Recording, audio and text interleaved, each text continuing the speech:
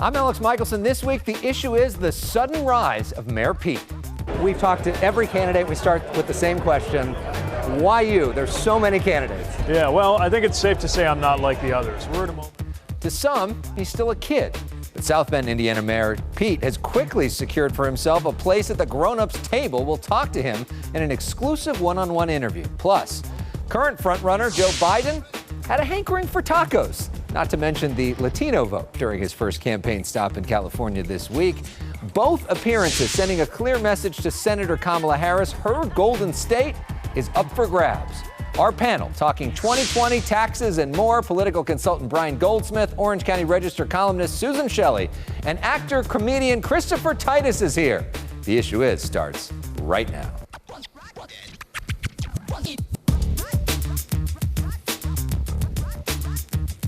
And welcome to The Issue Is. I'm Elex Michaelson. South Bend, Indiana Mayor Pete Buttigieg is looking to make history on a lot of fronts. At 37, the Rhodes Scholar would be the first millennial president. He's trying to become the first openly gay president, the first mayor to ascend to the presidency, and the first Afghanistan war veteran to become president. This week, Mayor Pete held a series of fundraisers in both Northern and Southern California. Polls show he's now a top-tier candidate here. He's rising faster than anybody else. We spoke with him in an exclusive one-on-one interview. You know, Mayor, we've talked to every candidate. We start with the same question. Why you? There's so many candidates. Yeah, well, I think it's safe to say I'm not like the others. We're at a moment of profound tectonic change in the life of our country. And it takes candidates who step up with a plan for what to do right away and a longer view. And as somebody who is really focused on what America is going to look like in 2054, when I get to the current age of the president, I'm also determined to make sure that we really rise to meet the challenge of a country that's really caught in between eras. My own experience is that of helping change the trajectory of a community in the industrial Midwest as a mayor. It's also a military experience and an experience as somebody whose life has been very personally shaped by the decisions of those in power.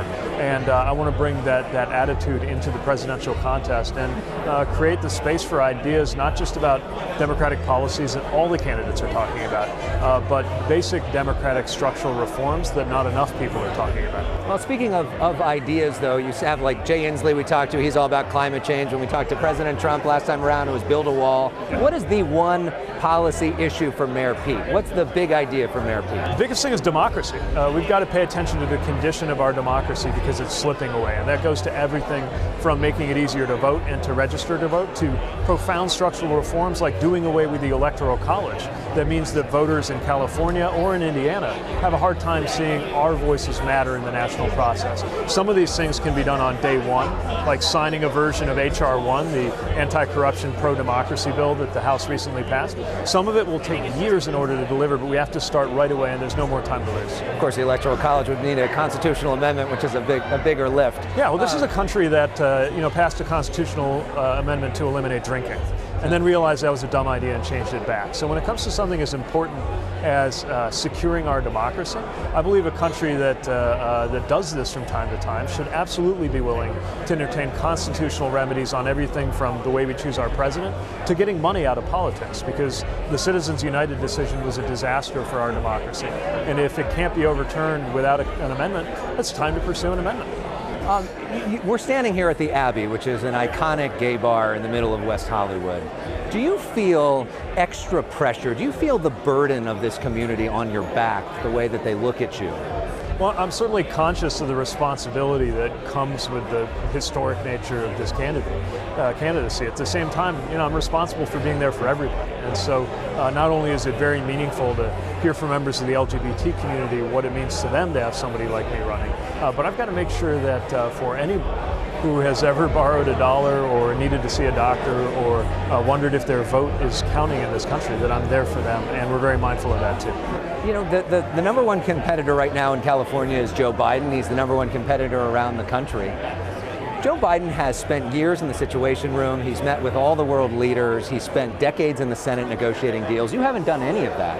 Why are you more qualified than him? Well, I think this is a moment that really calls for generational change, and it's not about who's been in Washington for the longest time. It's about who has the best vision and the best readiness to carry things forward. I would stack my experience as a mayor up against Washington experience in terms of helping me understand how these issues actually cash out on the ground. And when it comes to foreign policy, frankly, I learned as much about foreign policy when I was in uniform with a weapon on my hip in Afghanistan as I did when I studied it as a Rhodes Scholar at Oxford. Each of us has a different life experience, but I think mine is one that is highly relevant to the moment that we're in and the challenges that America faces right now. You seem like such a nice guy. Some people might wonder, are you tough enough to take on President Trump when he lobs insults, when he says homophobic things? What do you do in that scenario? I'm not worried about Donald Trump. I grew up in Indiana and I'm gay. I'm comfortable dealing with bullies. And from the first time to the last time that I heard the alarm go off for indirect rocket fire at the base I was staying at, I learned about how to keep your cool when there's a lot coming your way. This is an election that's going to require enormous discipline, not to take the bait that this president puts out there in order to get us talking about him. But the more we're talking about him, the less we're talking about you. And while we certainly need to correct the lies and confront the wrongdoing, at the end of the day, the biggest thing we need to do is make sure every voter in every part of this country understands what our agenda means for them. We're the ones trying to get you a raise. We're the ones trying to raise your living standards. We're the ones defending your health care. We're the ones ready to enact paid family leave. We're the ones with the best message for voters. And the more we can keep focus on their lives and not on the kind of horror show playing out on cable TV, the more likely we are to actually win. Speaking of that message, we were with you the first time you were in West Hollywood. We were like the only crew there, and you were at like 0% in the polls. Now you're this phenom. What do you make of this journey, and what's sort of been the most surprising part of this journey? Well, honestly, this trajectory is a lot faster than we had expected. We hoped to do well, and we believed our message would resonate, but I couldn't have guessed that my job in the month of May would be to consolidate a top 3 position. I would have thought we'd still be getting our name out there and kind of earning a place in the presidential contest. So the big lesson we've drawn from it is that this message matters to people. It's resonating. It's also lasting because it's been, at least a couple of months since I arrived on the national scene. So in a very literal sense, I could say we're past the flavor of the month period. At the same time, this is a marathon, and just because things are looking good for us now doesn't mean that we can get comfortable. We got a lot of work to do to get better known and to make sure we really have the right kind of ground level organization to match the kind of top level financial and media attention we're getting. And just to wrap things up, a fun night out with you, or like tell us something about you that we don't know in terms of who you are as a person, or what's it like, what do you like to do to hang out? We're pretty laid back. I mean, for Chasten and me, our idea of a fun night is to maybe open up a beer or a bottle of wine, catch up on Game of Thrones, and just take it easy, which doesn't happen too much these days. Yeah. But you still try to stay human, and whenever I get a chance to play music or read a book or spend a little time with friends, it keeps me level. Thank you very much. So who wins Game of Thrones? Ooh, it's a good question. I was always rooting for Daenerys, but I don't know. Her leadership style is getting a little wobbly in my view. So I think it's really anybody's guess. Our thanks to Mayor Pete. We hope he joins us here in studio soon. In the meantime, here's some music inspired by his favorite TV show. Up next, our panel on the real-life Game of Thrones, that game to win the Oval Office. Brian Goldsmith, Susan Shelley, Christopher Titus are here, and no White Walkers, we promise. Stay with us. From Southern California to the Bay Area, you're watching The Issue Is.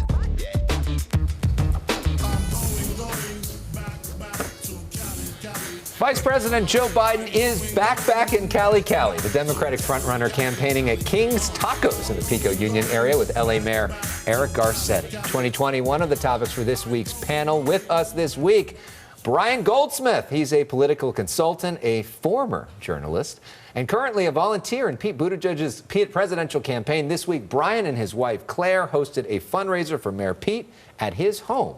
Susan Shelley is a columnist and member of the editorial board of the company that runs 11 newspapers in Southern California, including the Orange County Register. One recent column addresses what would happen if the popular app Tumblr was taken over by Pornhub. Another is about what she calls the bullet train fiasco. Yes. And Christopher Titus is one of the most prolific and successful comedians of his generation. He earned an Emmy nomination for his dark comedy Titus, which aired right here on Fox. He'll be performing at Flappers Comedy Club in Burbank on May 21st and 25th. And his recent comedy tour, Amerigeddon, currently streaming on Amazon Prime. Welcome to you all, and welcome, Susan Christopher, the first time to The Issue Is. Good to have you. Thank you. All right, so let's talk about Mayor Pete, who we just had on the show. Brian, you had him at your house. You were friends with him in college. You've known him for years. What's he like? What's the real deal? What's your take on where things are at right now? Well, I should be clear, I'm speaking for myself and not the campaign. Pete is an extraordinary person. I mean, I think a lot of us in college thought he'd run for president at some point. We just didn't think it would be quite so soon. But I think that this moment calls for generational change. California, above all things, represents change and the future, and so I think he's a wonderful fit for this state. Is he a real threat to President Trump, Susan? I think we're looking at a situation where in 6 months, every voter will have their own personal Democratic candidate. And that way, everyone can have the identity that they want and the issues they want. And they're like ducks in a shooting gallery so far. Nobody's going to beat President Trump with full employment and no war. Peace and prosperity elects people. There's no way. Well, I mean, I look at it this way. I always look at qualifications. The guy's got Oxford and Harvard. He actually speaks, I mean, we speak 6 different languages, not all of them fluently, but most of them fluently. And our current president speaks half a language badly. So my attitude about the whole thing is that he seems to be very qualified. He didn't dodge the draft. He actually went to the military service. I think if you look down the facts, if you check off the boxes, Buttigieg is all over Trump, stomps on him. Well, the entire population of South Bend, Indiana would fit in the Rose Bowl. So I don't know that that's a credible record. Hey, Chris, do you think he's tough enough to take on President Trump? To where yeah, he went to Afghanistan. Yeah, he's tough enough. I went over there when we did some shows for those guys. Yeah, he's tough enough. And when you talk about the economy, actually unemployment under Obama went from 10% to 4.9%. Under Trump, it's gone actually 1 point. It's gone from 4.9 to 3.6. Well, if you started the economic crash in 2008 or 2009, of course it came up from there. Yeah, and which the last Republican crashed it. Right, got it. I'm not going to defend that either. Good. You're a smart lady. You're really a smart But lady. I don't think people give President Trump enough credit for the good things that he has done. A lot of people don't like his style. A lot of people don't like his Twitter account. But whatever his methods, he has accomplished a lot. And if Hillary Clinton had been elected and she had this record, people would be dancing in the streets. Let's talk about some of the other people that are trying to take this job. One of them, Joe Biden, the Vice President of the United States, making his first campaign appearance in California. He went to King Taco. He also did a lot of big-time fundraisers. What do you make of Joe Biden? Because all the polls since he's entered shows him going up. Yeah, he's an enormously impressive guy with a really long track record in Washington. He was first elected to the Senate in 1972. And I think the question for the voters is going to be, do you want to kind of try to go back to the Obama administration or back to the 1970s or 80s, or do you want to move forward with something completely new and different? And I think it's going to be a challenge for him to represent change. You know, Susan, President Trump has talked a lot about Biden, tweeted a lot about Biden. Do you think Biden is the one he's most scared of running against? No, I don't think he's scared of running against anybody who's in the race today. I don't. If any of them were really strong enough, there wouldn't be so many of them. They would be better off with 1 or 2 strong candidates than with this enormous and constantly growing field, which just indicates how many people still feel underserved by the candidates who are in the race. Well, I think because there were 16 or 17 Republican candidates 4 years ago. I mean, do you think that was a really weak field and the voters were underserved? You know, that's an interesting question because a lot of people were so disgusted with government, they were so disgusted with what had been happening in the country that they didn't want anybody who had been in government. And here in California, Senator Kamala Harris is making a push. She's got endorsements for pretty much every single elected officer in California, almost everyone. And yet she's not ahead in the polls here. Why do you think that is? It's a long race. I think at one point everybody's record's going to start coming true. I like that Elizabeth Warren's coming up with plan after plan. Kamala Harris is a very, very strong strong person. She scares me a little bit. You know, it's like hanging. And when you talk about, you know, Trump's not afraid of anything. Any guy that can bankrupt 4 casinos and just keep moving forward is awesome. He's not afraid of anything. And that was in Atlantic City too. He's not scared of anything. I get it. You're right. He's not afraid of anything. Having lost more money than any other American taxpayer, and year after year after year, that's quite an accomplishment. Jimmy Kimmel said something great. He's not the best businessman. He's actually, on paper, the worst businessman we've ever had. The man couldn't sell water, vodka, or steaks. That's food, water, and alcohol. How do you mess that up? No matter how much money he lost, he's still the most profitable part of the United States government. Okay. For himself, maybe. And to that point that you mentioned, Elizabeth Warren on the cover of Time magazine talking about the fact that she is laying out so many different policy positions as well. So we want to give you a quick update to last week's show. There's a phenomenon that all the political scientists are talking about. It's called the issue is bump. I'm sure you've heard people talk about this. Candidates get a boost from appearing on the show. So case in point, Marianne Williamson, the presidential candidate, was here last week hoping to get enough donors to qualify for the debate. Well, this week, she crossed that threshold. Congrats to her. We hope more candidates will come here and experience that bump for themselves. The Elex bump. We got the Elex bump. There it is. That's awesome. I want to play one of my favorite songs right now from my favorite musical of all time, Hamilton. A special shout out to the guy who sings this, the original Aaron Burr, Leslie Odom Jr. This week, I had the honor to MC a benefit for the Alzheimer's Association where Leslie performed. We raised more than $750,000. Well done, Mr. Burr, sir. Up next, in the room where it happens in Sacramento, there's talk of more taxes like Hamilton and Jefferson. All those years ago, we're still fighting over taxes, and we'll have more of that next.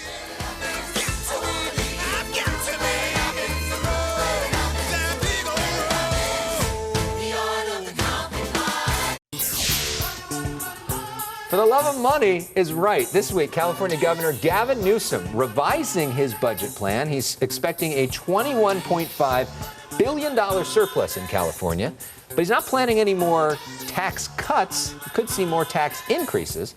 Newsom wants to spend $1 billion on homelessness. So let's talk about that with our panel, comedian Christopher Titus, political consultant Brian Goldsmith, and Susan Shelley, who is the vice president of the Howard Jarvis Taxpayer Association. So I'm sure this is an issue you're passionate about. What do you make of the budget? You know, they say there's a surplus. So if there's a surplus, why do they need tax increases? There isn't really a surplus. What we have is a huge unfunded liability for pensions and retiree health benefits and other debt that California has racked up.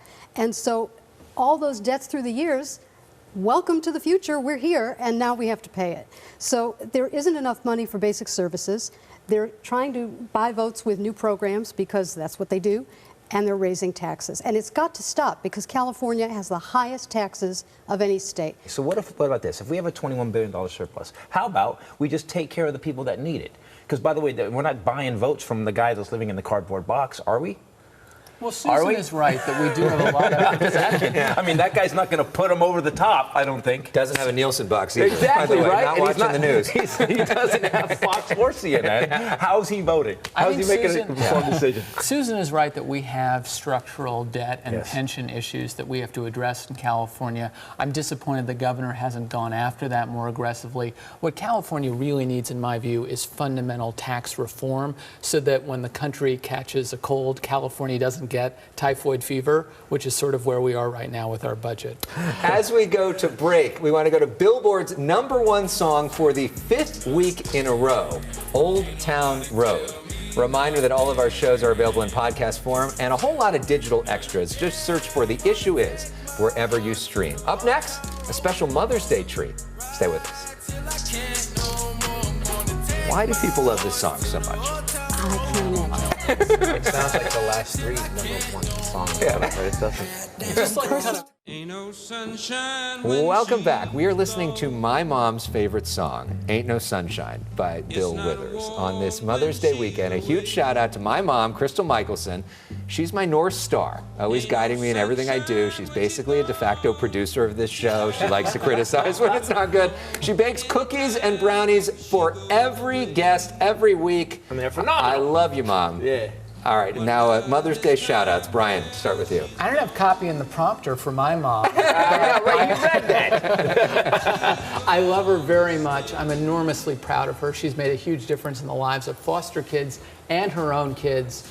And the annoying thing about my mother is that she has very strong advice, but she's usually right. Oh, well, I lost my mom a few years back. This is a picture of her when she was in school. And you can see this is someone who sees the possibilities of what can be joyful in life and goes after it. And that's why I love this picture of her. She introduced me to books that changed the way I thought about things, and it opened vistas that I never would have seen myself, and I'll always be grateful. Christopher. I'd like to have shout out to two moms in my life. To Sharon, my wife's mother, thank you for being my mom. You know, my mom was a manic depressive schizophrenic, so I had a bunch of moms with different names. But Sharon was awesome. That scared you. And then to Grandma Jean, who comes over, and she's kind of our mom and takes care of us. Those two women in my life, brought to me by my lovely wife. Without them, I probably wouldn't have the access to not being a jerk. Thank you, guys. Well, thank you, and here to not being a jerk. Let's end on that. So happy Mother's Day to everybody at home. We'll see you next week for more of The Issue as we leave you with Meghan Trainor's tribute to moms. That was nice. Cheers. Cheers. Yeah. Mimosas. Sunday Mother's Day mimosas. I kept it toned down. I did tone it way down.